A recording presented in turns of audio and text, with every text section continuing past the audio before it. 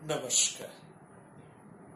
প্রাণারামের মাধ্যমে সম্প্রচারিত ভারত কথার গ্রন্থিমোচনের 469তম পর্বে আপনাদের সবাইকে জানাই সাদর সম্ভাষণ।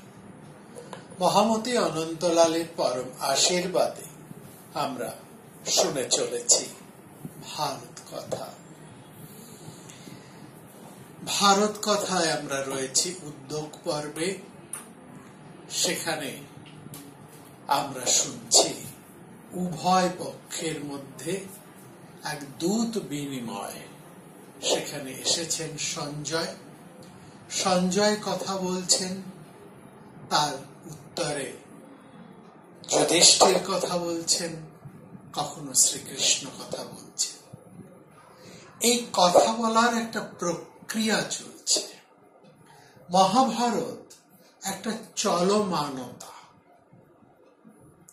চলছে। কখনো তার গতি শ্লথ, কখনো তার গতি তীব্র, কখনো সেখানে উন্মাদনা, কখনো ভয়ঙ্করতা, কখনো সেখানে এক স্থির ধীর শান্ত রস। কিন্তু মহাভারতের মধ্যে এই জায়গাটা লক্ষ্য করার, তার গতি তীব্রই হোক আর শ্লথই হোক, মহাভারত কিন্তু থেমে থাকছে না। মহাভারত হচ্ছে কালচক্রের এক গতিময়তা, সে চলছে। এবং মহাভারত বারবার মানুষকে একটি মন্ত্রে সবসময় উদ্বুদ্ধ করে চলে, সেটি হচ্ছে চরৈবেতির মন্ত্র। এই যে চরৈবেতির মন্ত্রটি, সেটি যেমন আমরা বেদের ব্রাহ্মণে পাই, তেমনি অন্যান্য উপনিষদের মধ্যে পাই, এই মহাভারতেও পাই। কি সেই চরৈবেতির মন্ত্র, যা মহাভারতের এক অন্তর্মন্ত্র হয়েও রয়েছে? সেটু আমাদের আজকে একটু আমরা শুনে নিই। এই মন্ত্রের তাৎপর্য যদি আমরা শুনি, শুধু শোনা নয়, তাকে যদি আমরা সত্যি সত্যি হৃদয়ঙ্গম করতে পারি, উপলব্ধি করতে পারি, তাহলে মহাভারতের ছন্দকেও যেমন আমরা জানতে পারবো, তার চলার গতিময়তাকেও যেমন আমরা বুঝতে পারবো, একইভাবে আমাদের আমরা প্রত্যেকেই আমাদের জীবনের মহামন্ত্রটিকেও কিন্তু সার্থকভাবে উপলব্ধি করতে পারব। আসুন শুনি সেই চরৈবেতির কাহিনী, তারপর আসবো মহাভারতের তাৎপর্য। ইক্ষ্বাকু বংশের প্রসিদ্ধ ইক্ষ্বাকু বংশ, যে বংশে শ্রীরামচন্দ্র জন্মগ্রহণ করেছেন, তার পূর্বপুরুষ হচ্ছেন মহারাজ হরিশ্চন্দ্র। মহারাজের একটিও সন্তান নেই, তার বহু স্ত্রী। ঋষি নারদ এসেছেন তার কাছে। মহারাজ তাকে জিজ্ঞেস করছেন, সবাই এত পুত্র সন্তানের জন্য লালায়িত কেন, বলতে পারেন ঋষিবর?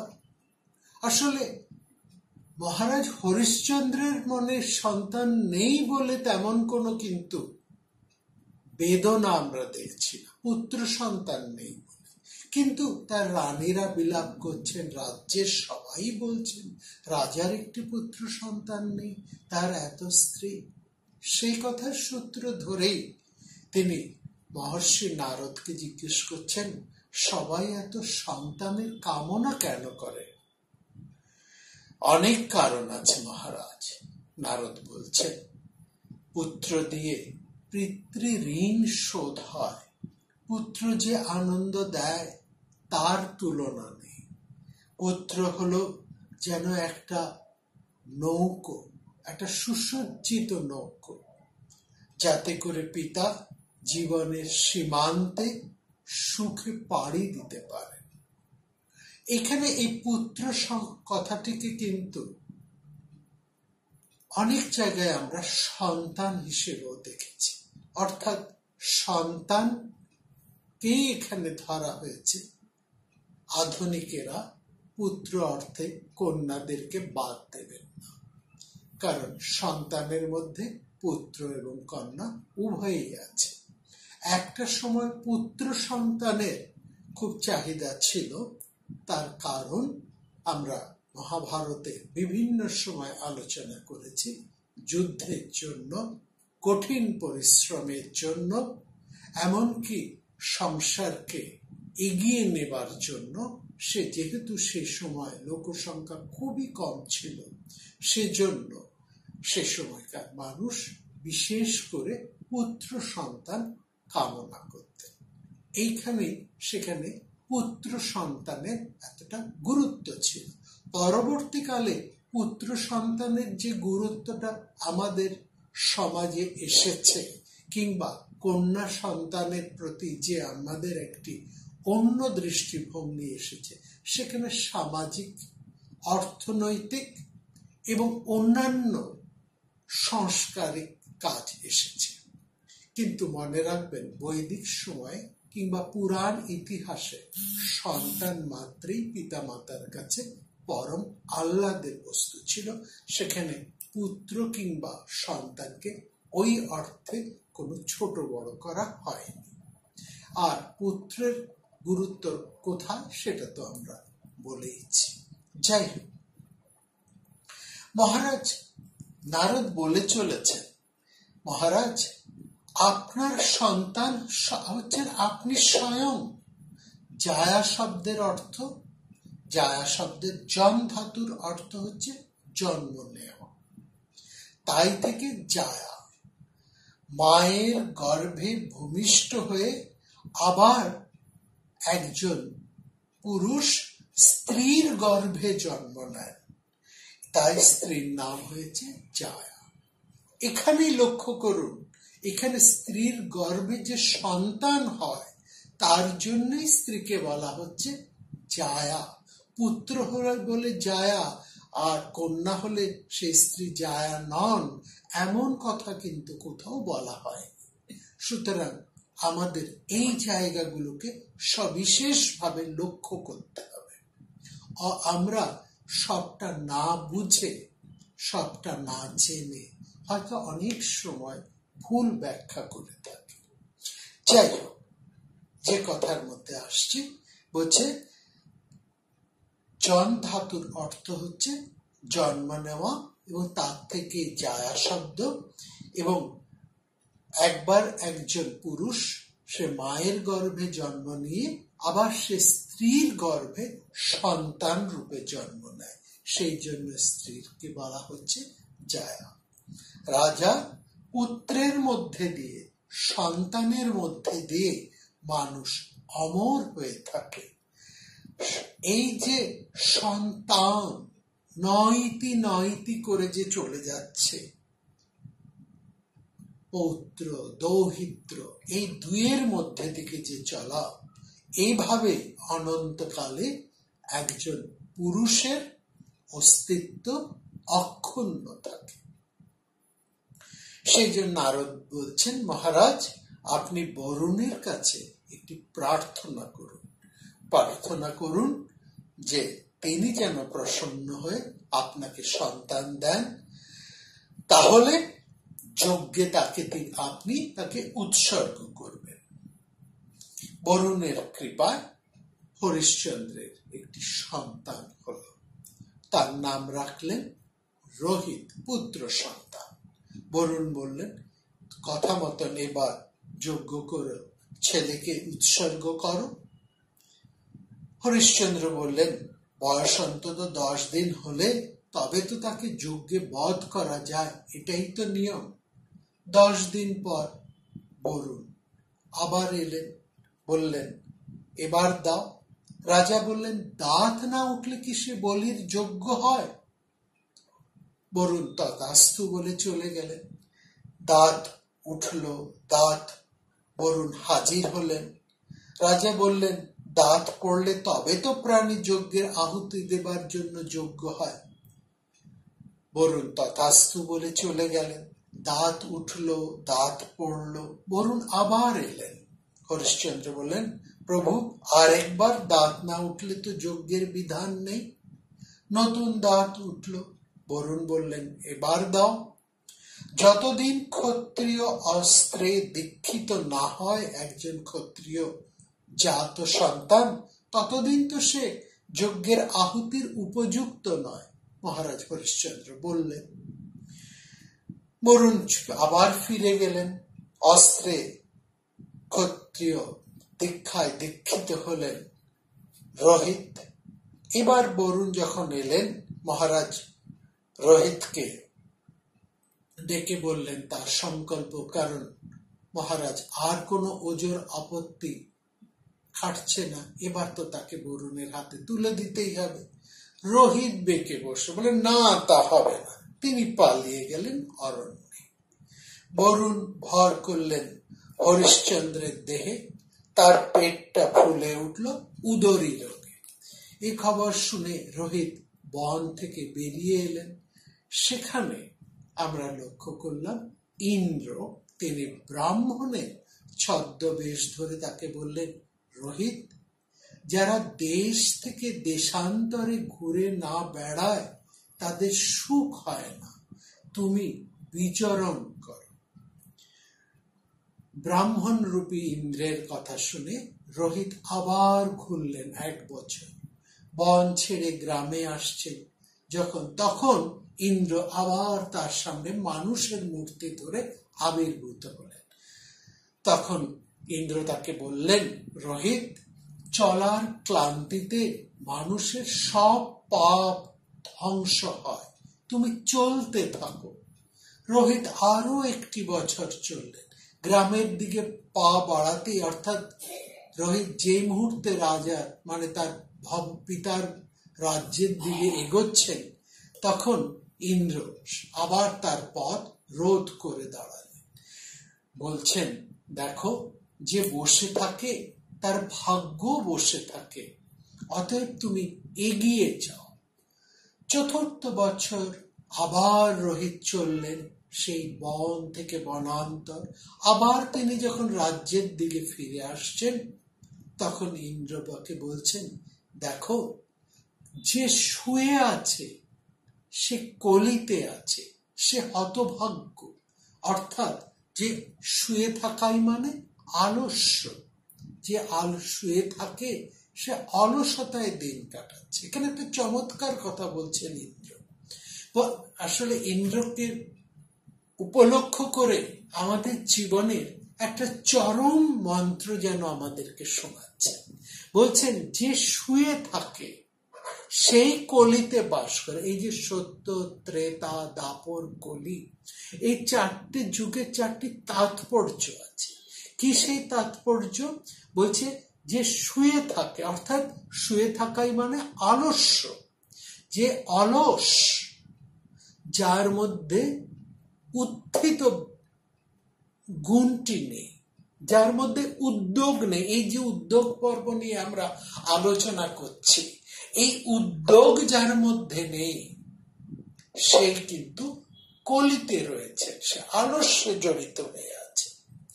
আর যে উঠে দাঁড়ায় সে রয়েছে, সে যখন শোয়া থেকে উঠে বসে সে রয়েছে তখন দাপরে। আর যে মানুষ বসা থেকে উঠে দাঁড়ায় সে তার থাকে ত্রেতায়। আর যে চলতে থাকে সে মানুষ সবসময় সত্যে থাকে, সে সত্যের মধ্যে বাস করে। অর্থাৎ সত্য মানে যে সবসময় চলমান, যে চঞ্চল চরণে চলছে, যে সঞ্চারমান, যে সবসময় চলছে, যার মধ্যে উদ্যোগ রয়েছে, কোনো কিছু করবার একটা বাসনা রয়েছে, সংকল্প যার মধ্যে রয়েছে, যে নিজেকে আলস্যে বেঁধে রাখে না, যে নিজেকে অবসাদে ডুবিয়ে রাখে না। অর্থাৎ বলছে, তোমার জীবনে অবসাদ আসতে পারে, তোমার জীবনে পরাজয় আসতে পারে, সবটাই যে তুমি মনমতো পাবে, সববারই যে প্রত্যেকবার যে তুমি জয়ী হবে, বা জয় যে তোমার সবসময় আসবে, সবসময় যে তুমি যশ লাভ করবে, কিংবা সবসময় যে তুমি কীর্তিমান হবে, এমন কোনো কথা নেই কিন্তু জীবনে। জীবনে দুঃখ আসবে, বেদনা আসবে, অপযশ আসবে, অকীর্তি আসবে, লাঞ্ছনা আসবে, লোকে তোমাকে ভুল বুঝবে, লোকে তোমাকে নানাভাবে নিন্দিত করবে, অপমানিত করবে, কিন্তু তুমি সত্যকে অবলম্বন করে দৃঢ় হয়ে থাকো, তুমি সদা সঞ্চারমান হয়ে চলতে থাকো। নিজের সংকল্প থেকে তুমি এতটুকু সরে এসো না, সংকল্প থেকে হয়েও না ম্রিয়মান। এটাই হচ্ছে জীবনের মহামন্ত্র। আর যে চলতে থাকে সেই সত্য যুগের মধ্যে বসবাস করে। তখন বলছেন রোহিত কেন্দ্র বলছেন, তুমি সদা চলতে থাকো। আরো 1 বছর বনচারী হলেন রোহিত। বর্ষ অন্ধ্রে তিনি ফিরে এলেন। আবার ইন্দ্রের কণ্ঠে ধ্বনিত হলো, যে চলে সেই মধু লাভ করে। চরেনবৈ বিন্দতি মধু, যে চলে সেই মধু পায়। চলতে চলতেই সুমধুর যজ্ঞ ডুমুর ফল মেলে। যজ্ঞের মধ্যে ডুমুর ফল উৎসর্গ করা হয়। ডুমুরকে সেই সময় বলা হতো যজ্ঞের মহাফল স্বরূপ। সেই ফল পায়। সূর্যের শ্রীকে দেখো, ইন্দ্র বলছেন সূর্যের দিকে লক্ষ্য করো, তার শ্রীকে দেখো, সূর্যের মধ্যে কোনো মালিন্য নেই। সূর্যের তেজ সদা অক্ষুণ্ণ। তার চন্দ্রের মধ্যে কখনো মালিন্য আসে, চন্দ্রের মধ্যে কলঙ্ক আসে, চন্দ্র কখনো ঢেকে যায়, তাকে কখনো রাহু গ্রাস করে, কিন্তু সূর্য, তাকে কি কখনো রাহু গ্রাস করতে পারে? সে কি কখনো ঢেকে যায়? তার শ্রী কি কখনো অবলুপ্ত হয় না? তার তেজ কখন নিষ্প্রভ হয়? ক্ষণিকের মেঘ আসে, কিন্তু সেই মেঘের ফাঁক দিয়ে সূর্যের জ্যোতির রেখ আবার ধক ধক করে জেগে ওঠে। সুতরাং সূর্য এত জ্যোতিষ্মান কেন? তাকে বলা হচ্ছে জ্যোতির জ্যোতি। তিনি সদা জ্যোতিষ্মান, কারণ সূর্য বিচরণে অতন্দ্র, তিনি সঞ্চারমান, ত্রিপাদ। তিনি পূর্বে উত্থিত হচ্ছেন, মধ্য গগনে রয়েছেন, আবার অস্তাচলে যাচ্ছেন, আবার পূর্বে তিনি যেন উদিত হচ্ছেন। সূর্য হচ্ছেন বিষ্ণুর ত্রিপাদ স্বরূপ। বিষ্ণুর ত্রিপাদ হচ্ছে মধু নিঃসন্ধি, তার 3 পাদ থেকেই যেন মধু উৎপন্ন হচ্ছে। অর্থাৎ এই চলার মধ্যে থেকেই তুমি তোমার জীবনের মধুরূপ কল্যাণ, শ্রী, সমৃদ্ধি সব কিছু তুমি লাভ করবে যদি তুমি চলতে থাকো। তুমি কেবলই চলো, কেবলই চলো। রোহিত চরই বেতি। রোহিত আবার 1 বছর অরণ্যে ঘুরলেন। এবার তার সাথে দেখা হলো অজিগর্তের। সেই ঋষি অনাহারে দিন কাটাচ্ছেন। তার 3টি ছেলে। রোহিত বললেন, আপনাকে আমি 100 গাভী দেব, একটি ছেলে আমাকে দিন, সে আমার হয়ে যজ্ঞে আহুতি দেবে। অজিগর্ত তার বড় ছেলেকে ছাড়লেন না, তার স্ত্রী ছোট ছেলেকে ছাড়লেন না। 100 গাভী নিয়ে রোহিত ঋষির মধ্যপুত্র সুনশ্বেপকে নিয়ে হাজির হলেন। সেই মধ্যপুত্র সুনশ্বেপকে নিয়ে রোহিত উপস্থিত হলেন বাবা হরিশ্চন্দ্রের কাছে। হরিশ্চন্দ্র বরুণকে বললেন, রোহিতের বদলে এই সুনশ্বেপকে আমি বলি প্রদত্ত করছি। ব্রাহ্মণ বলি পেয়ে ভারী খুশি হলেন বরুণ। রাজসূয় যজ্ঞের আয়োজন শুরু হলো, বিরাট যজ্ঞ। কিন্তু যুবক কাষ্টে সুনশ্বেপকে বাধার কোনো লোক পাওয়া গেল না। তখন এগিয়ে এলো অজিগর্ত, বললেন, 100 গাভী দাও, আমি ওকে বাঁধবো। 100 গাভী পেয়ে ছেলেকে বাঁধলেন, পিতাই হাড়ি কাটে। তখন আবার বলি দেবার লোক পাওয়া যায় না। ঋষি বললেন, সেই অজিগর্ত সুনশ্বেপের বাবা, তিনি বললেন আরো 100 গাভী দাও, আমি ওকে বলি দেব। 100 গাভী পেয়ে হাতের খড়গ সানিয়ে নিয়ে যখন প্রাণীর দিতে, যে পিতাই পুত্রকে যখন বলি দিতে যাবেন, অজিগর্ত যখন তার মধ্যম পুত্র সুনশ্বেপকে বলিদান করতে যাবেন, তখন ভয়ে সুনশ্বেপ ঋক মন্ত্র স্তব করতে লাগলেন।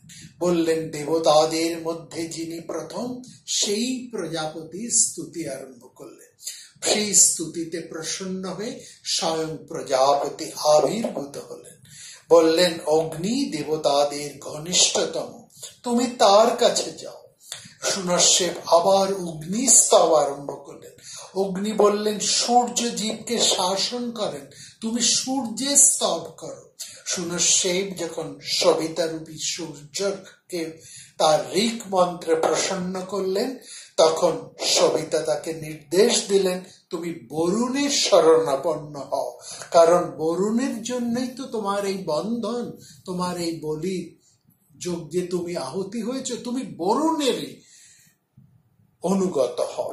সুনশ্বেপ 31টি ঋক আবৃত্তি করে বরুণের হৃদয় সিক্ত করলেন। বরুণ বললেন অগ্নি দেবতাদের মুখ, তিনি তাদের মধ্যে সবচেয়ে দয়ালু, তুমি তার মহিমা কীর্তন করো, তোমাকে আমি মুক্তি দেব। স্তবে তুষ্ট হয়ে অগ্নি বিশ্বদেবদের প্রশংসা করতে বললেন। বিশ্বদেবরা প্রসন্ন হলেন সুনশ্বেপের মন্ত্রে। তারা বললেন দেবতাদের মধ্যে ইন্দ্র হচ্ছেন বলিষ্ঠতম এবং সবচেয়ে সত্যবান, তিনি পারেন সব করতে, তার স্তব করো, আমরা তোমার বন্ধন মোচন করব। বহু মন্ত্রে আমরা দেখলাম সেখানে অজিগর্ত পুত্র ইন্দ্রকে অভিষিক্ত করলেন। অজিগর্তের পুত্র সুনশ্বেপ ইন্দ্রের প্রার্থনা আরম্ভ করলেন, স্তব আরম্ভ করলেন। ইন্দ্র তাকে একটি সোনার রথে দিলেন প্রসন্ন হয়ে, এবং বললেন অশ্বিনী কুমারদের জয়গান করো। স্তবে প্রীত হয়ে অশ্বিনী কুমাররা বললেন উষার স্তব করো, আমরা ছেড়ে দেব তোমার। পর পর 3টি ঋক মন্ত্র প্রয়োগ করলেন সুনশ্বেপ উষার উদ্দেশ্যে। তার একটি পর একটি তার কণ্ঠে মন্ত্র উদ্গীত হচ্ছে, মন্ত্রিত হচ্ছে, একের পর এক বাঁধন খসে পড়ছে, তার ছোট থেকে আরো ছোট হচ্ছে হরিশ্চন্দ্রের উদর। শেষ মন্ত্রটি যখন উদ্গীত হলো, যে সুনশ্বেপের সমস্ত বাঁধন খুলে গেল, আর মহারাজ হরিশ্চন্দ্রের পেটটাও আগের মতন স্বাভাবিক হয়ে গেল, তিনি নীরব হয়ে উঠলেন। যজ্ঞের পুরোহিতরা বললেন সুনশ্বেপ তুমি আমাদেরই মতনই ঋত্বিক, আজকের যজ্ঞে তুমি ঋত্বিকের ব্রত গ্রহণ করো। সমস্ত যজ্ঞ কর্ম সম্পন্ন হলে সুনশ্বেপ বসলেন বিশ্বামিত্রের পাশে। এবার অজিগর্ত বললেন ঋষি আমার ছেলেকে আমাকে ফিরিয়ে দাও। বিশ্বামিত্র বললেন তোমাকে তো আমি ফিরিয়ে দিতে পারি না, কারণ দেবতারা ওকে দিয়েছেন আমার হাতে, তাদের দান বলে তোমার পুত্রের নাম আজ থেকে হলো দেবরাত। দেবরাত। পিতা পুত্রের দিকে তাকালেন, পিতা বড় কাতর অনুনয় করে বললেন অজিগর্ত সুনশ্বেপ ফিরে এসো, পুত্র নিশ্চল, তোমার মা এবং আমি তোমাকে আহ্বান করছি, তুমি অজিগর্তের বংশে মন্ত্রদ্রষ্টা ঋষি বলে পরিচয় পাবে। তবু সুনশ্বেপ নীরব নিশ্চল হয়ে রইলেন। পূর্বপুরুষের ধারা তুমি ছেড়ো না পুত্র, তুমি ফিরে এসো। মৌন ভাঙলেন সুনশ্বেপ। আপনার হাতে একটা খড়গ দেখেছে সবাই পিতা, ওটা অতি মন্দ লোকের হাতেও কিন্তু মানায় না। আপনি পিতা হয়ে কেবলমাত্র ধনের লোভে পুত্রকে বিক্রি করেছেন, তারপর তাকে বেঁধেছেন, তারপর তাকে বলি দেবার কাজটিতেও এগিয়ে এসেছে। পিতা পুত্রের মধ্যে তীব্র বাদানুবাদ শুরু হলো। ওই খড়গ আপনি নিয়েছিলেন আমাকে বলি দেবার জন্য, এই সমস্ত সবাই প্রত্যক্ষ করেছেন। 300 গরু আপনার কাছে আমার থেকে বড় হয়েছে পিতা। বড় খারাপ কাজ করেছি আমি, পিতা ভীষণ অনুতপ্ত। ধুয়ে ফেলতে চাই এই কলঙ্ক। 300 থেকে 100 গাভী আমি তোমাকে দেব। যে একবার পাপ করেছে সে আবার তাই করতে পারে, এই পাপ থেকে কোনো রেহাই নেই আপনার। প্রতিধ্বনি করলেন বিশ্বামিত্র, সত্যি অজিগর্ত, এই পাপ থেকে তুমি কোনোভাবেই মুক্ত হতে পারো না। তুমি সন্তানকে বলি প্রদত্ত করেছো, তুমি ধনের লোভে তোমার মধ্যম সন্তানকে বিক্রি করেছো পিতা হয়ে। নীরব নিশ্চল সভা, তার মধ্যেই বলে চলছেন বিশ্বামিত্র। অজিগর্থ যখন ছেলেকে কাটতে খড়গ নিয়ে দাঁড়িয়েছিলেন তখন ভয়ঙ্কর দেখাচ্ছিল তাকে। শোনো শেঠ, তুমি আর ওর কাছে যেও না, আমার পুত্র হয়ে তুমি আমার কাছে এসো। অজিগর্তের সন্তান আপনি, আপনার সংসারে আমি কি পরিচয়ে যাব? আজ থেকে তোমাকে আমি জ্যেষ্ঠ পুত্র হিসেবেই বরণ করছি। তুমি আমার সমস্ত লৌকিক সম্পত্তির নয়, আমার দৈব সম্পদের, আমার অন্তর সম্পদের উত্তরাধিকারী হবে তুমি।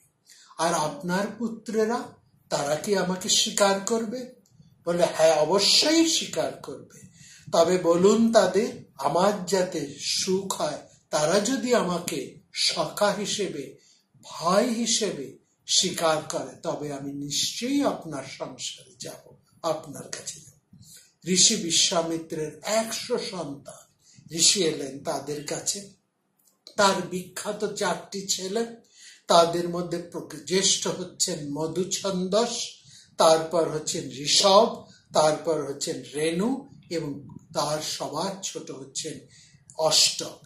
ঋষি সেই 4 জনকে ডেকে বললেন, শোনো তোমরা, আমার ঘরে জ্যেষ্ঠত্বের অধিকার তোমাদের নয়, তা শুনস্যেবে। মধু সন্দেশের চেয়ে যারা বড়, যে 50 জন ছিলেন, তারা প্রতিবাদ করে এলেন, না পিতা, এটা আমরা মানতে পারি না। ঋষি তাদেরকে ত্যাগ করলেন, তারা অনুন্নত সন্তানের জনক হলেন। মধু সন্দেশ এবং তার ছোট 49 ভাই পিতার বাক্য নতশিরে মেনে নিলেন। ঋষি আশীর্বাদ করলেন। দেবরাত অর্থাৎ শুনস্যেব, যার নাম দিয়েছেন বিশ্বামিত্র দেবরাত, তাকে জ্যেষ্ঠ মিলে তারা তাকে জ্যেষ্ঠ ভাই হিসেবে স্বীকার করে তাদের পরিবারে নিয়ে এলেন। এই কাহিনীর মর্ম কথাটা কি? এই কাহিনীর মর্ম কথা হচ্ছে চরৈবেতি।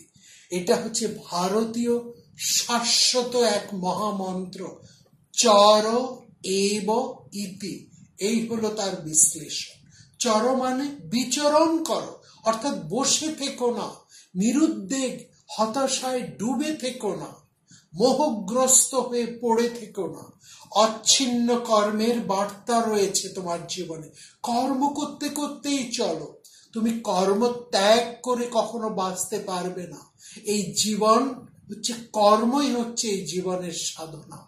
এই জীবনের একমাত্র লক্ষ্য হচ্ছে কর্ম করা, তোমার ব্রত পালন করা, তোমার দায়িত্ব পালন করা, দায়িত্ব নির্বাহ করা।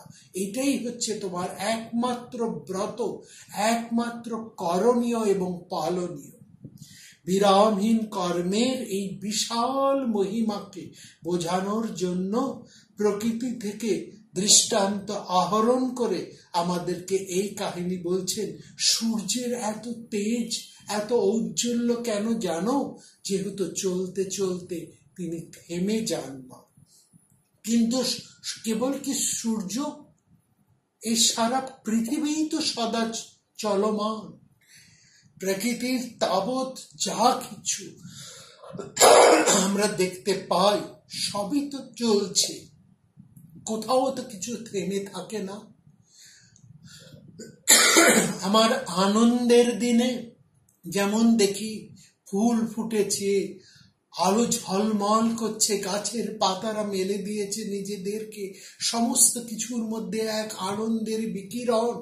আমার দুঃখের দিনেও তো তাই একই রকম, কোথাও তো কোনো কিছু থেমে থাকে না, কোথাও তো কিছু সামান্যতম কম পড়ে না, কোথাও তো কিছু বাকি থাকে না। পৃথিবী সবসময় চলছে, প্রকৃতি সদা চলমান। এই চলমানতাই হচ্ছে জীবনের ধর্ম। অশ্রান্ত গতিতে চলেছে এই পৃথিবী, এবং এই সংসারে যখন তুমি জন্মেছ, এই চলমান সংসারে তুমি কোনো মতেই জাড্য হয়ে বসে থাকতে পারো না। যে ধারা চলে না তাতে পাক জমে, যে জীবন চলে না তার মধ্যে নানা বিকার জন্মগ্রহণ করে। সেই মজে যায়, সেই সমাজ মজে যায়, সেই সংসার মজে যায়, সেই জীবন নষ্ট হয়ে যায়। চলার বেগে পথ কেটে চলতে হয়। জন্ম মৃত্যু হচ্ছে এই চলমানতারই নানান ছন্দ, দুটি ছন্দ। চলো এব ইতি, মানুষকেও সেজন্য চলতে হয়। রোহিত যে বাঁচতে পেরেছিলেন তার একটি মাত্র কারণ তিনি ইন্দ্রের কথায় সদা চলমান ছিলেন। ইন্দ্র তাকে থামতে দেননি। ইন্দ্রকে বলা হয় তিনি মন স্বরূপ। মন হচ্ছেন এই প্রকৃতির, আমাদের যে ইন্দ্রিয়গুলি তার অধীশ্বর হচ্ছেন মন, আর মনের অধীশ্বর হচ্ছেন ইন্দ্র। সেই ইন্দ্র আমাদের, যিনি সমস্ত ইন্দ্রিয়ের মন বুদ্ধির অধীশ্বর, তিনি আমাদেরকে শেখাচ্ছেন চলো চলো, এগিয়ে চলো, থেমে থেকো না, নৈরাশ্যে ডুবে থেকো না, চলতে থাকো। এটাই হচ্ছে জীবনের মূল কথা। মহাভারতের মূল কথা হচ্ছে চলো। কর্মসুনশ্বেতকে মন্ত্র দিয়েছে, এই চলমানতার মন্ত্রই যুধিষ্ঠিরকে চলতে শিখেছেন। তিনি থেমে থাকেন না, তিনি চলছেন। তাকে কোথাও স্তব্ধ হতে আমরা দেখি না। যেখানে অন্য ভাইদের মধ্যে হতাশা আসে, যেখানে অন্যান্য ভাইদের মধ্যে একটা ভীষণ অসন্তোষ জন্মায়, যেখানে তারা ভেবে উঠতে পারেন না তারা কি করবেন, সেখানে যুধিষ্ঠির কিন্তু আত্মস্থ ধীর, তিনি চলতে থাকেন। তিনি সঞ্জয়ের কথাতেও স্তব্ধ হন না। সঞ্জয় তখন তাকে ধর্মের কথা শেখান, যুধিষ্ঠির সেখানে হাসেন, মনে মনেই হাসেন, বলেন আমি তো ধর্মযুক্ত হয়েই আছি, তুমি বরং আমাকে ধর্মভ্রষ্ট করতে এসেছ। স্বয়ং শ্রীকৃষ্ণ, যিনি আমাদেরকে জীবনের বাণী শেখান, তিনিও যেন যুধিষ্ঠিরের থেকে প্রাণিত হন। তিনিও স্বীকার করেন এই চলমানতার আর একটি নাম যেন যুধিষ্ঠির। তিনি জীবন যুদ্ধে, আমাদের এই জীবনের চলমানতার আরেকটি কথা হচ্ছে যুদ্ধ। যুদ্ধের মধ্যে যে স্থির হয়ে বসে পড়ে তার মৃত্যু অবশ্যম্ভাবী। যুদ্ধের মধ্যে আমাদেরকে সেজন্য চলতে হয়, ছুটতে হয়, সবসময় শত্রুকে বধ করে করে এগিয়ে যেতে হয়, নিজেকে সবসময় তীক্ষ্ণ রাখতে হয়, সজাগ সতর্ক থাকতে হয়। এই জীবনটাও এই যুদ্ধ, এবং যুদ্ধে সেই যেতে যিনি স্থির, এই জন্যই তার আরেক নাম যুধিষ্ঠির। তার কথাই তো আমরা শুনছি এই মহাভারতে, শুনবো আগামী পর্বে আরো তার কথা শুনব। এই কথা শ্রীকৃষ্ণ বলছেন, সঞ্জয় শুনছেন, এরপর সঞ্জয় কি করেন সে কথাই আমরা আবার আসবো। এই উদ্যোগ পর্বের মূল ভাবনাটি হলো চলো চলো, বসে থেকো না, অবসাদগ্রস্ত হয়ে না। এই মহামন্ত্রটাকে যেন আমরা সার্থকভাবে জীবনে গ্রহণ করতে পারি, সদর্থকভাবে, যুধিষ্ঠিরের মতো শ্রীকৃষ্ণের উপদেশে।